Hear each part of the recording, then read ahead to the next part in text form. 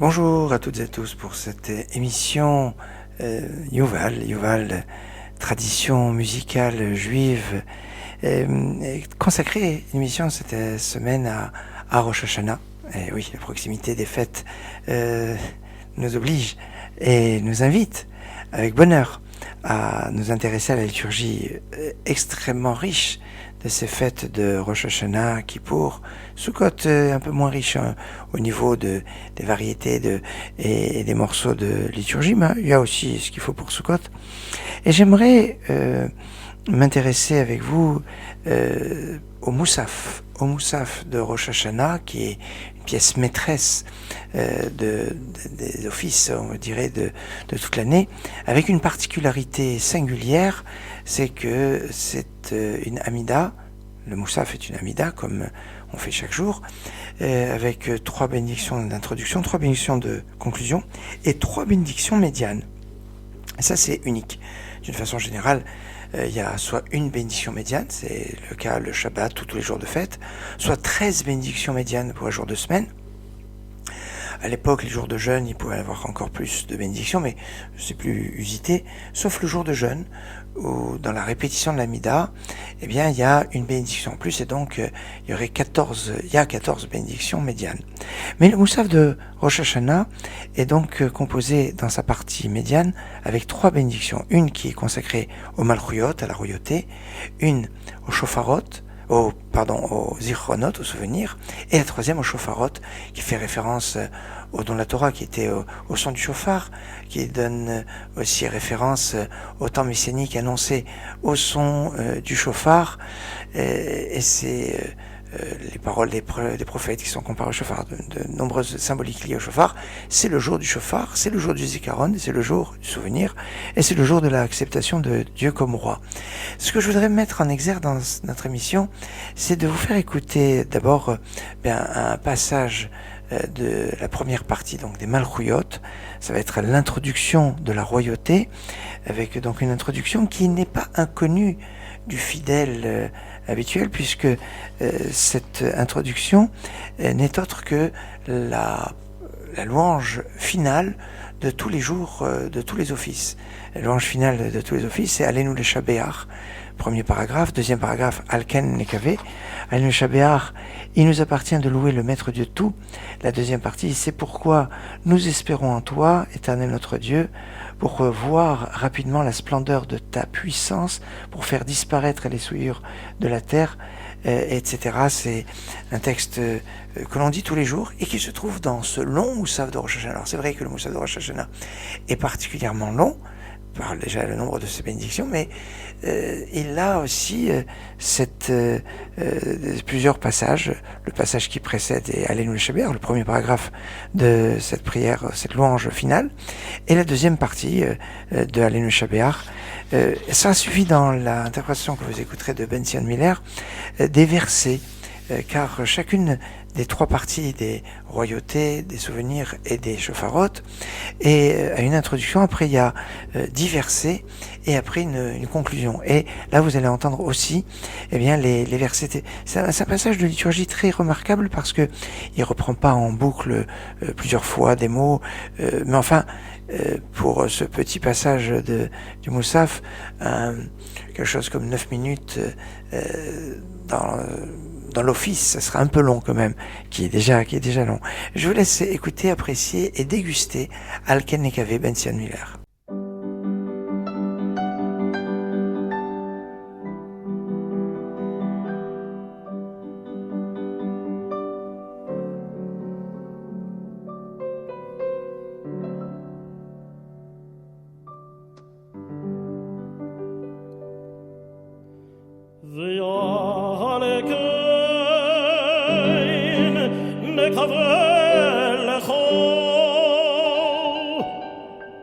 Shall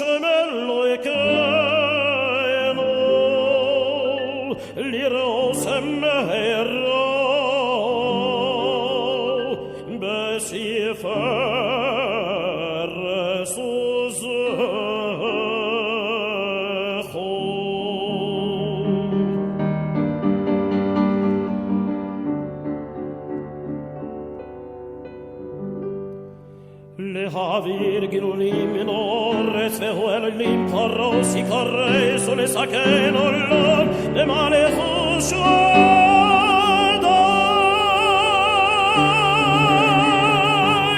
וכל בני בשר יקראו בשמך ליפנוס אליך כל רשעי אורץ.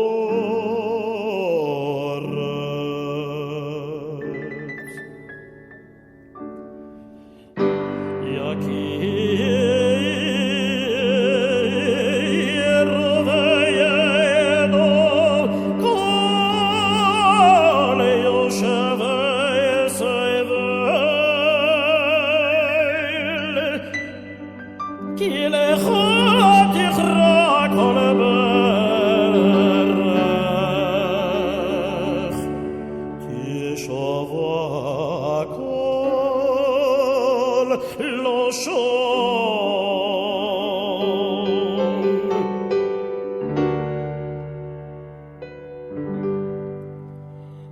לפונך על שם אלוהינו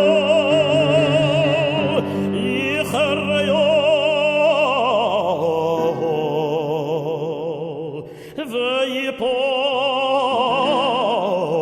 ויפולו ולכבוד שמך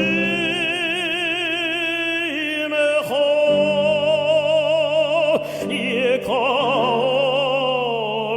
יתנו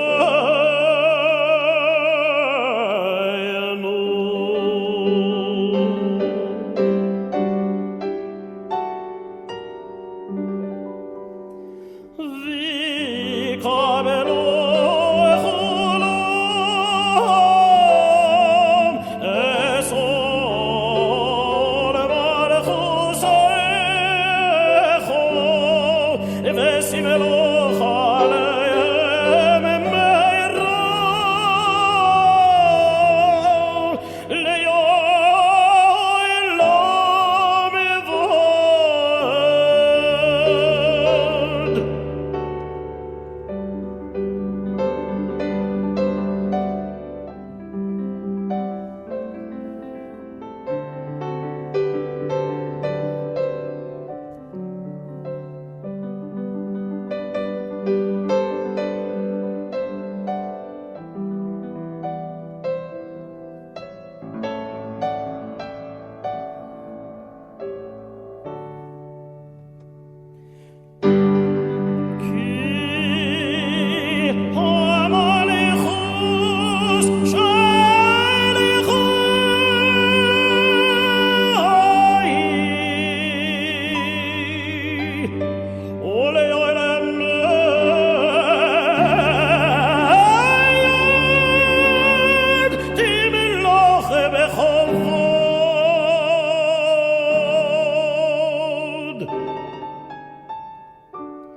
ככוסו בשורוסך עד שמי מלוך לעולם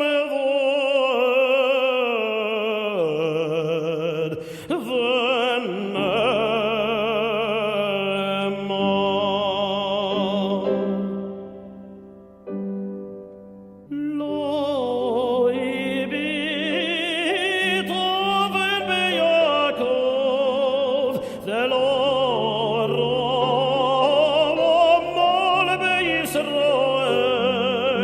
Hashem Eloi Kavimoi Userros Melech Bo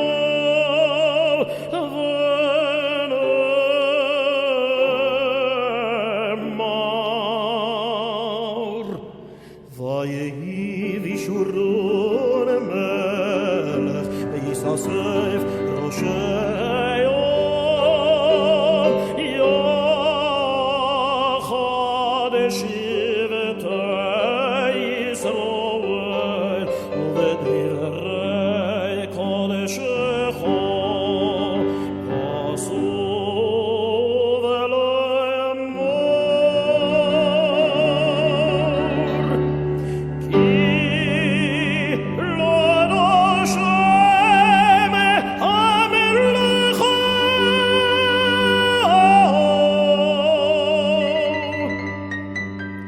O Moeshen,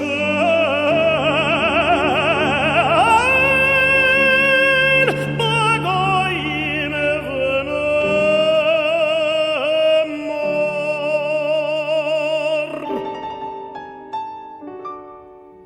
Adoshem Golach Geius Lovesh Adoshem Ozis Azor Afti Kotevel Baltim Mod Venemor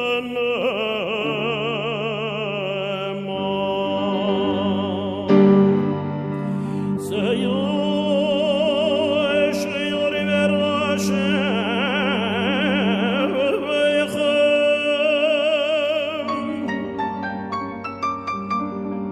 Veyenoso Pisechei Olam Veyovo Emelech HaKovod Mi Eze Melech HaKovod Adoshem Yizuzi Vegibor Adoshem Gibor Melech Hamor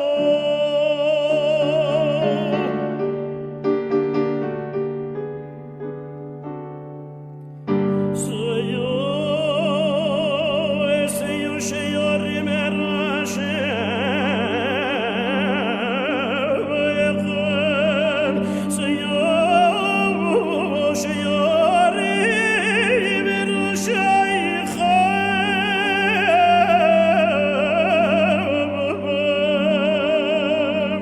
O Seyo Pisechei Olam Veyovo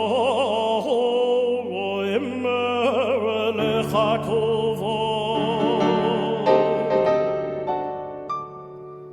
Mi Eze Melech HaKovod Adoshem Itzevos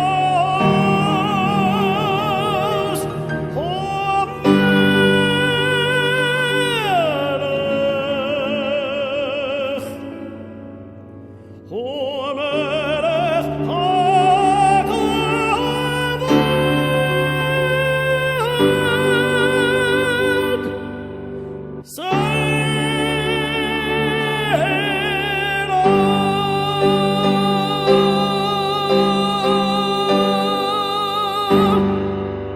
C'était Bension Miller dans Alken Nekave ou Ve Alken Nekave.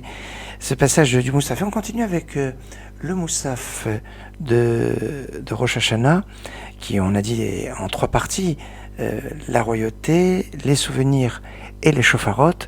Et dans chacune de ces parties, il y a une introduction, des versets et une conclusion. Dans les versets, il y a 3 versets de la Torah, après 3 versets des psaumes, et après 3 versets des prophètes. Vous allez me dire, c'est pas tout à fait dans l'ordre, parce que les psaumes se trouvent dans les Ketuvim, dans les hagiographes, qui viennent après les prophètes. Tanakh, c'est Torah, Nevim, Ketuvim, qui correspondent à des degrés de révélation qui sont différents.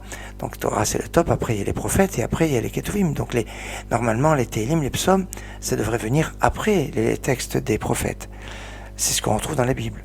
Mais chronologiquement parlant, les Tehillim, la plupart des psaumes, en tout cas 73 d'une façon officielle et encore un petit peu plus d'une façon cachée, ont été écrits par le roi David qui a vécu avant la période des grands prophètes, des prophètes qui sont cités. Donc chronologiquement, c'est d'abord les psaumes et après les prophètes.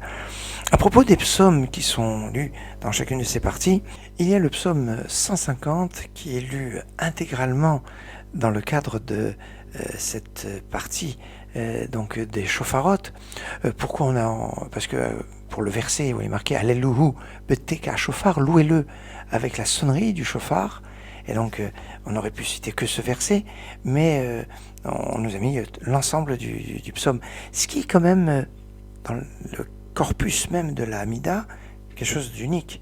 Dans la prière, c'est un texte qui a été composé par les sages et pas on n'a pas un texte ni par Roi HaKodesh, par Esprit Saint, comme on le trouve dans les Ketuvim, les psaumes, ou prophétiques. Et donc, on n'a pas de psaumes en général qui sont lus dans le cadre même de la prière. Certes, à la fin de la Mida, à la fin de la prière des jours de semaine, certains rajoutent le psaume 67, soit le 121, mais c'est à la fin complètement de la prière, c'est pas dans le corpus même de la Mida. Et là, c'est assez unique. C'est un jour où il est souhaitable de faire beaucoup de psaumes, le jour de Rosh Hashanah. Et là, c'est le dernier des psaumes, le 150e.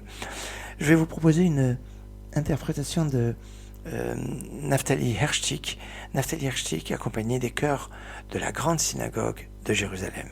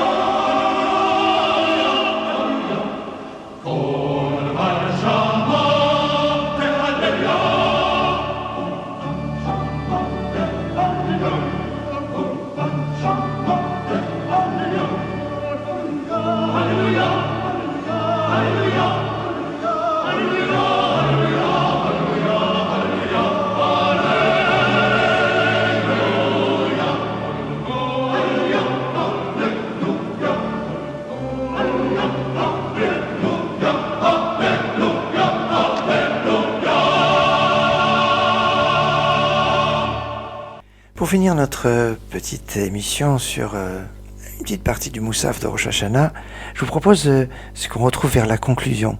Atem advekim Hashem Elokechem, et vous êtes attachés à l'Éternel votre Dieu, vous êtes tous vivants aujourd'hui, et on rebondit sur aujourd'hui, encourage-nous, aujourd'hui bénis-nous, aujourd'hui grandis-nous, aujourd'hui distingue-nous, aujourd'hui favorise-nous, aujourd'hui réunis-nous pour le bien. Hayom, Ben Sion Miller, pour conclure notre émission de Yuval spéciale Moussaf de Rosh Hashanah. Excellente journée. Yum bam bam bim bam bam, yum bim bam bim bam bim yo yo yum te yam tseino, bim bam bam, bim bam bam, yum te var khaino, ayom te gadleno, ayom tidresheinu letoivo, ayom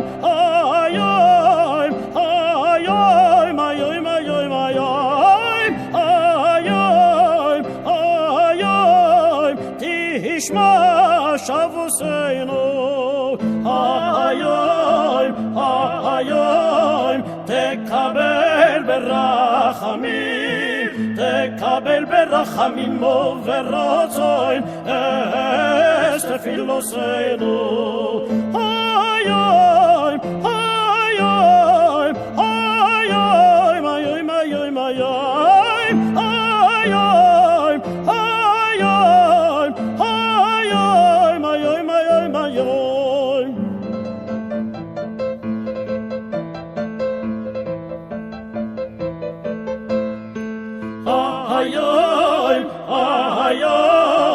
Ismecheinu